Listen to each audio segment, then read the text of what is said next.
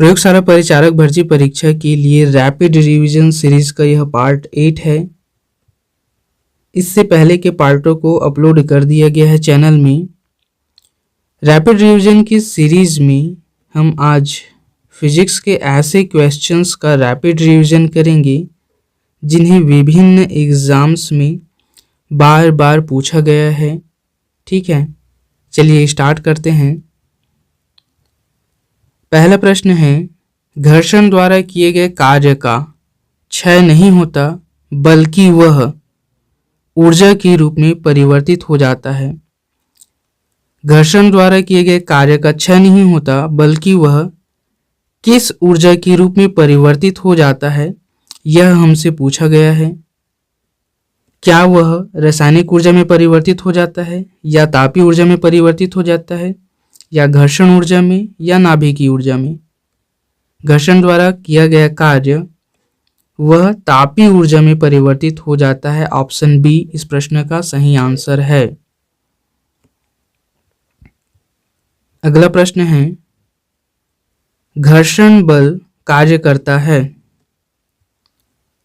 घर्षण बल कौन सा कार्य करता है या कैसे कार्य करता है। दिए गए ऑप्शन है, बल की दिशा की लंबवत,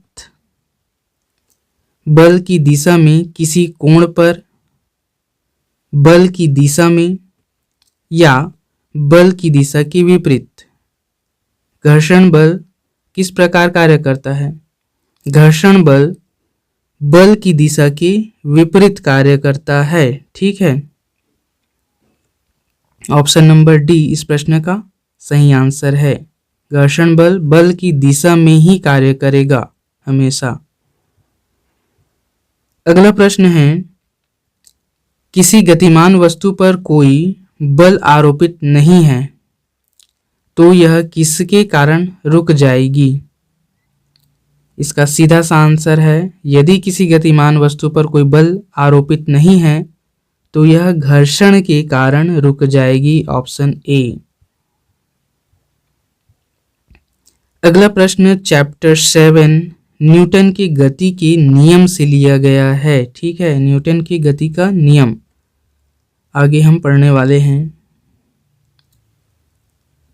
न्यूटन की गति के नियम से प्रश्न है, जल से भरे गिलास के नीचे दबे कागज को शीघ्रता से गिलास के नीचे से जल को छिड़काए बिना खींचा जा सकता है। ये परिघटना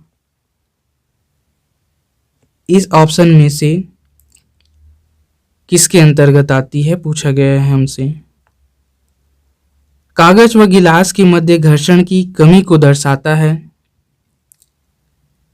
न्यूटन के तृतीय नियम को दर्शाता है, जड़त्व के गुण को दर्शाती है या त्वरण को दर्शाती है। जल से भरे गिलास के नीचे दबे हुए कागज को शीघ्रता से गिलास के नीचे से जल को छिड़काए बिना खींच लेना, यह किसको दर्शाता है। इसका आंसर है, यह जड़त्व के गुण को दर्शाता है। किसके गुण को दर्शाता है, जड़त्व के गुण को दर्शाता है। Option C. अगला प्रश्न है, हाइड्रोजन गैस भरा गुब्बारा, हाइड्रोजन गैस से भरा एक गुब्बारा है, उसके लिए ऑप्शंस दिए गए हैं, उसमें से कौन सा ऑप्शन सही होगा इसे हमें पहचानना है। सदैव हवा में ऊपर उठता है, हाइड्रोजन गैस से भरा गुब्बारा सदैव हवा में ऊपर उठता है बोला गया है। हवा में केवल तभी ऊपर उठता है जब उसका कुल भार विस्थापित वायु के भार से बहुत कम हो। अगला ऑप्शन है, हवा में केवल तभी ऊपर उठता है जब उसका कुल भार विस्थापित वायु के भार से या भार के बराबर हो। हवा में कभी नहीं उठ सकता। ये तो पहला, लास्ट ऑप्शन तो हटा दो, हवा में कभी नहीं उठ सकता, ये तो गलत है। हवा में सदैव हवा में ऊपर उठता है, ये भी गलत है। हवा में केवल तभी ऊपर उठता है जब उसका कुल भार विस्थापित वायु के भार से बहुत कम हो। ये ऑप्शन नंबर बी इसका सही आंसर है। हाइड्रोजन गैस से भरा कोई गुब्बारा हवा में केवल तभी ऊपर उठता है जब उसका कुल भार, ठीक है, विस्थापित वायु के भार से बहुत कम हो। ठीक है, ऑप्शन नंबर बी इस प्रश्न का सही आंसर है। अगला प्रश्न है, न्यूटन के गति के तृतीय नियम में कार्य बल व प्रतिकारी बल, कार्य बल व प्रतिकारी बल के लिए ऑप्शन दिया है। भिन्न पिंडों पर कार्यरत होते हैं। न्यूटन की गति के तृतीय नियम के अनुसार जो कार्य बल है और जो प्रतिकारी बल है उसके लिए ये 4 ऑप्शंस, 4 कथन दिए हैं और उसके बाद इन कथनों में से सही कथन को चुनना है जो न्यूटन की गति के तृतीय नियम के अकॉर्डिंग कार्यबल और प्रतिकारी बल के लिए सही होंगे। ठीक है, पहला कथन है भिन्न पिंडों पर कार्यरत होते हैं। कार्यबल और प्रतिकारी बल एक ही पिंड पर कार्यरत होते हैं। कार्यबल और प्रतिकारी बल या सदैव बराबर नहीं होते, सदैव बराबर होते हैं। इसमें से कौन सा कथन सही है इसे हमें चुनना है। ठीक है, तो इसमें से कौन सा कथन सही है?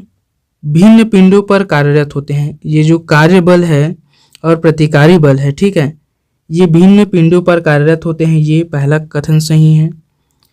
दूसरे कथन की बात करें तो एक ही पिंड पर कार्यरत होते हैं, ये गलत है। सदैव बराबर नहीं होते हैं, ये भी गलत है। सदैव बराबर होते हैं, हाँ, कार्यरत बल और प्रतिकारी बल सदैव बराबर होते हैं, लेकिन कैसे होते हैं? विपरीत होते हैं। ठीक है, क्रिया और प्रतिक्रिया बल सदैव बराबर होते हैं लेकिन ये विपरीत दिशा में कार्यरत होते हैं। तो पहला कथन और चौथा कथन सही है। इस तरह से ऑप्शन बी सही हो जाएगा।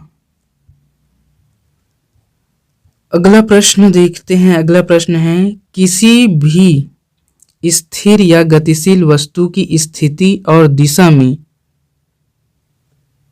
क्या बोला है? किसी भी स्थिर या गतिशील वस्तु की स्थिति अर्थात पोजीशन एंड दिशा अर्थात डायरेक्शन में तब तक कोई परिवर्तन नहीं होता जब तक उस पर कोई बाह्य बल, ये क्या है? बल है। ठीक है, बाह्य बल सक्रिय ना हो।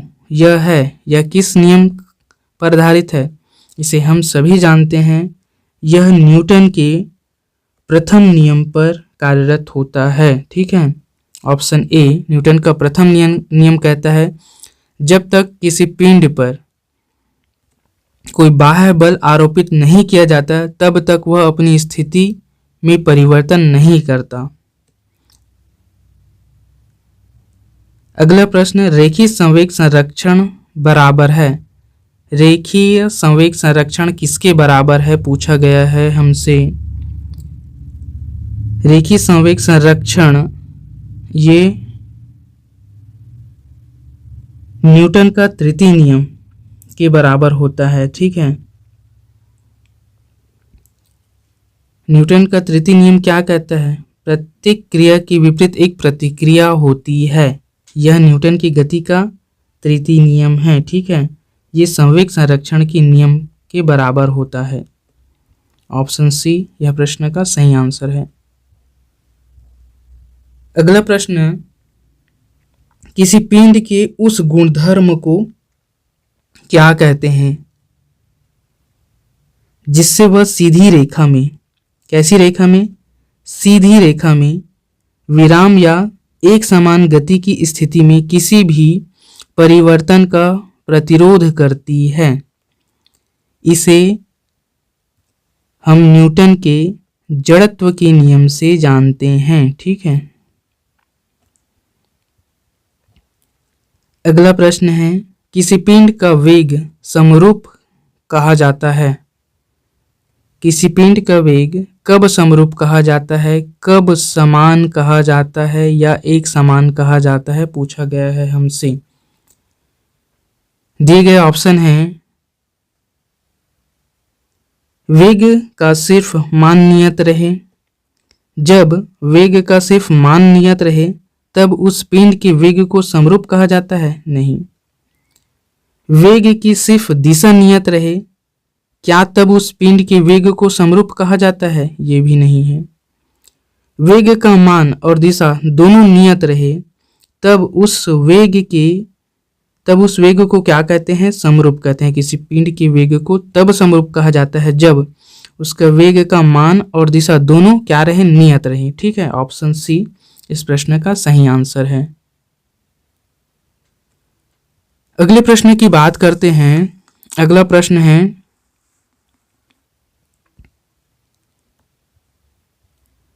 एक गतिशील बस में अचानक ब्रेक लगाने से सवारी आगे की ओर झुक जाती है, यह किस नियम का पालन करता है?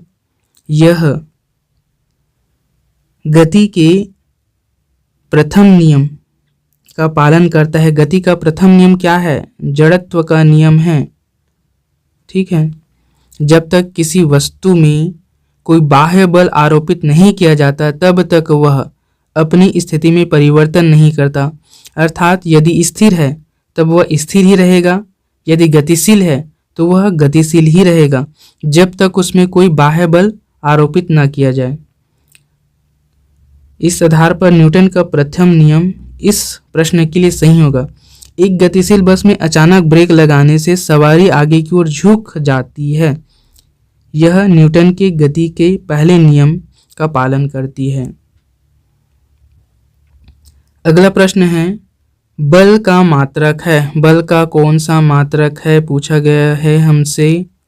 बल का मात्रक किलोग्राम इंटू मीटर प्रति सेकंड स्क्वायर है। किलोग्राम मीटर प्रति सेकंड स्क्वायर बल का मात्रक है। ऑप्शन बी इस प्रश्न का सही आंसर है। अगला प्रश्न, एक जेट इंजन किस सिद्धांत पर कार्य करता है? एक जेट इंजन जो है वो किस सिद्धांत पर कार्य करता है, पूछा गया है। दिए गए ऑप्शन हैं, वस्तु का संरक्षण, शक्ति का संरक्षण, कोणीय आघूर्ण का संरक्षण, रैखिक संवेग का संरक्षण। एक जेट इंजन, ठीक है, एक जेट इंजन जो है वह रेखीय संवेग संरक्षण के सिद्धांत पर कार्य करता है। ऑप्शन डी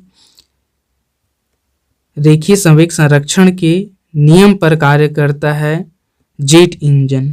ठीक, अगला प्रश्न है, न्यूटन की गति के प्रथम नियम से किस राशि की परिभाषा मिलती है? त्वरण की, बल की, ऊर्जा की, एक समान गति की। त्वरण के अर्थात न्यूटन की गति के प्रथम नियम द्वारा हमें किस राशि की परिभाषा मिलती है? ये है बल की।